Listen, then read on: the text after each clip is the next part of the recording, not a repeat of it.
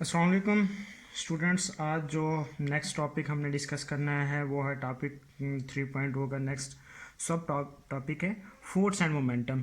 इसके बारे में आज हमने डिस्कस करना है। इससे पहले भी हम पढ़ चुके हैं फोर्स क्या चीज़ है और मोमेंटम क्या चीज़ है। इस चैप्टर के स्टार्ट में हमने देखा था फोर्स के बारे में और मोमेंटम के बारे में। एक बार फिर मैं फोर्स और मोमेंटम को ज़रा गो थ्रू करवा देता, थोड़ा सा रिवाइज करवा देता हूँ। फोर्स क्या है और मोमेंटम क्या चीज़ है। फोर्स होती है अ फोर्स मूव्स और टेंड्स टू मूव, स्टॉप और tends to stop a body. यानी फोर्स क्या करती है, किसी भी जिस्म को हरकत में लाती है या फिर हरकत में लाने की कोशिश करती है या फिर किसी जिस्म को रोकती है या फिर रोकने की कोशिश करती है। ये हमने देखा था फोर्स, फिर हमने आगे इसको डिटेल में पढ़ा था। ठीक है। उसके बाद हमने देखा था मोमेंटम क्या चीज़ है। मोमेंटम होते हैं दी quantity of motion of a body, यानी किसी भी जिस्म में जो हरकत की मिकदार होती है, हरकत की जो क्वांटिटी होती है, उसको हमने नाम दिया था मोमेंटम का। फिर हमने इसका फार्मूला भी देखा था और हमने इसके यूनिट के बारे में भी डिस्कस किया था। ठीक है। तो आज हमने क्या करना है, आज हमने फोर्स और मोमेंटम का आपस में रिलेशनशिप निकाला, यानी फोर्स का और मोमेंटम का आपस में क्या ताल्लुक है, इसको आज हमने देखा। यानी फोर्स मोमेंटम का रिलेशनशिप एक दूसरे के साथ क्या है, इसको हम देखते हैं। तो इसके लिए हम छोटे से एक एग्जांपल से स्टार्ट करते हैं, कंसीडर करते हैं।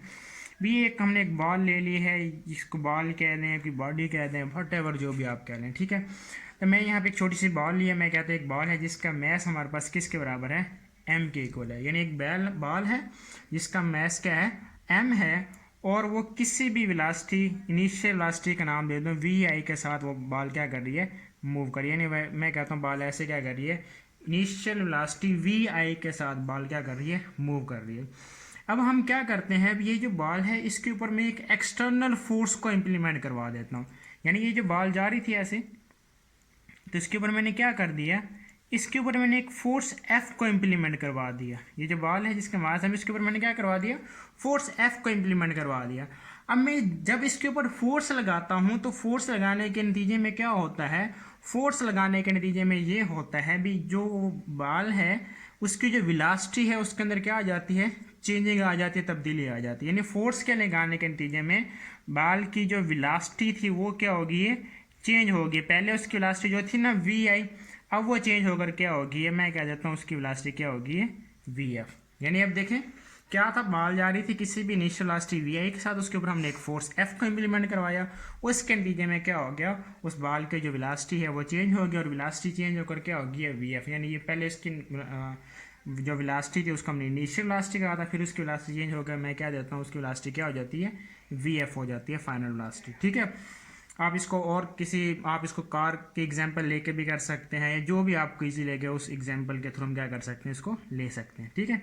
अब ये लिए, अब हमने क्या करना, आप देखें हमने पढ़ा हुआ मोमेंटम क्या होता है, quantity of motion of a body होती है। ठीक है। और वो क्वांटिटी ऑफ मोशन वो बॉडी कैसे पोजेस करती है, उसके मैस और वेलोसिटी की वजह से।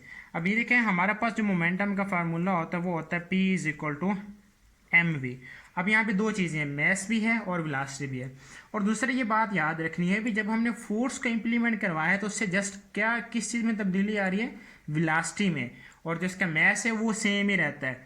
ऐसा नहीं है भी हमने फोर्स लगाई तो फोर्स लगाने के नतीजे में उसका जो मैस है वो भी चेंज हो गया, नहीं, उसका जो मैस है वो वैसा ही रहता है। फर्ज करके मैं कहता हूँ इसका मैंने मैस लिया हुआ 20 ग्राम, तो वो वही रहता है, उसके अंदर कोई चेंजिंग नहीं आती।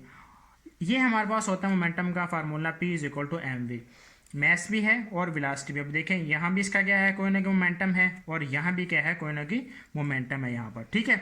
तो मैं यहाँ पे कहता हूँ जब उस बॉल की जो वेलोसिटी जब इनिशियल थी, तो मैं कहता हूँ जो उसका मोमेंटम था उसको मैंने नाम दे दिया, वो हमारे पास था initial momentum.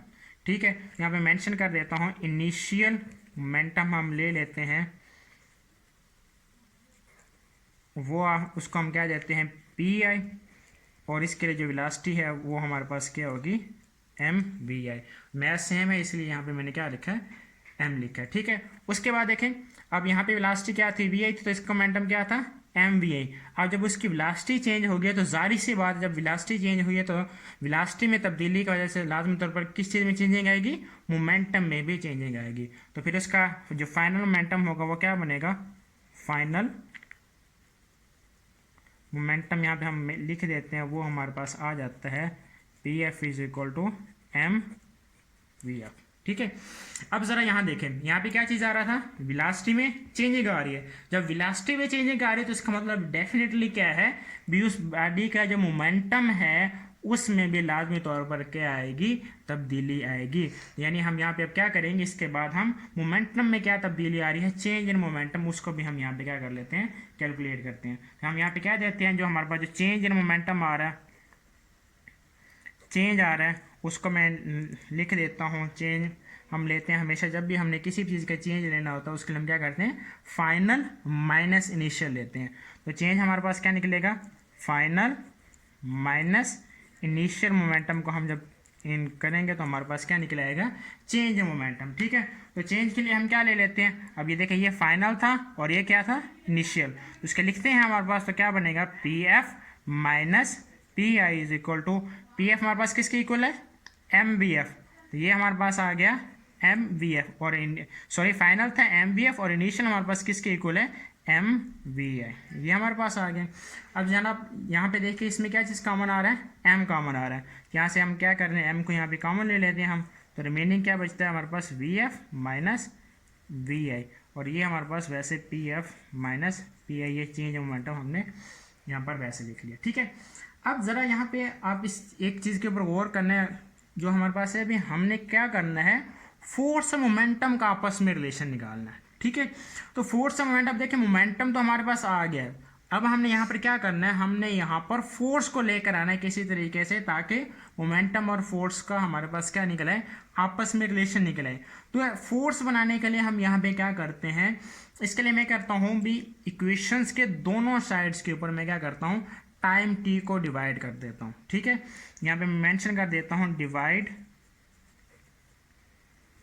T on both sides. ठीक है, यानी हमने यहाँ पे क्या कर दिया, टी से दोनों साइड के ऊपर, इक्वेशन के ऊपर डिवाइड कर दिया।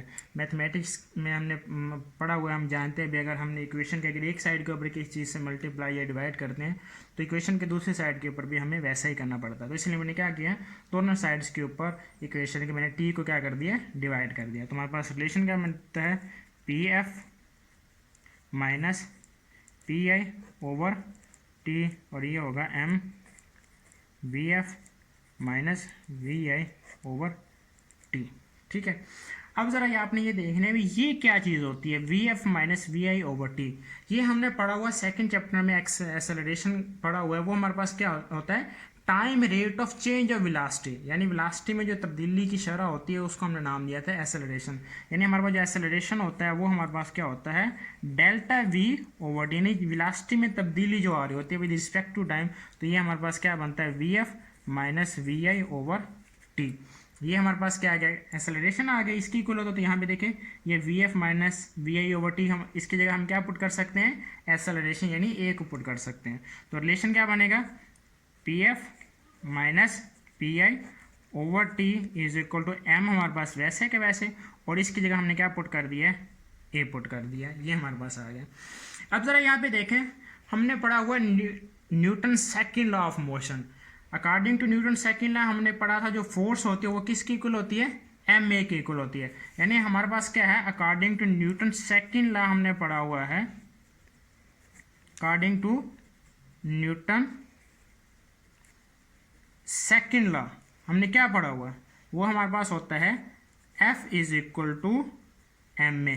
तो अब ज़रा ये देखें, ये क्या चीज़ है, एम ए। तो हम क्या कर सकते हैं, एम ए की जगह किस चीज़ को पुट कर सकते हैं, फोर्स को पुट कर सकते हैं।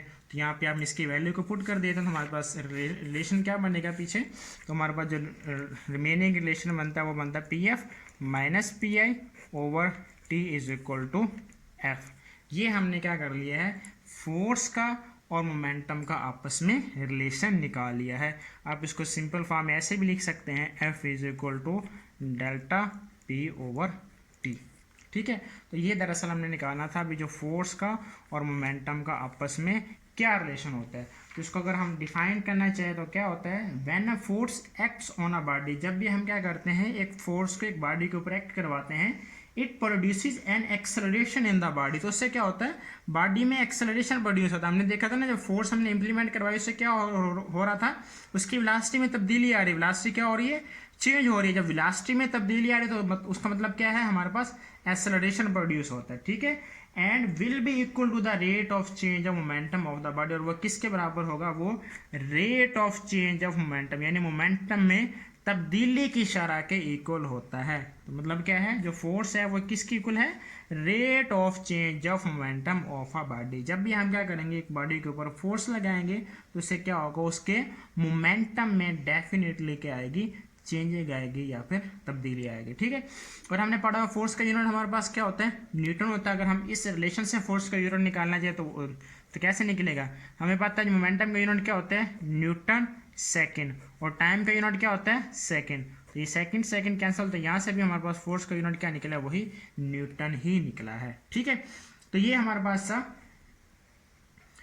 फोर्स एंड मोमेंटम का आपस में क्या रिलेशन है। ये इंपॉर्टेंट टॉपिक है, पेपर पॉइंट ऑफ व्यू के हिसाब से ये लॉन्ग क्वेश्चन में अक्सर आ जाता है, पूछा जा सकता है, या फिर एमसीक्यूज में, शॉर्ट्स में भी आपसे पूछा जा सकता है, ठीक।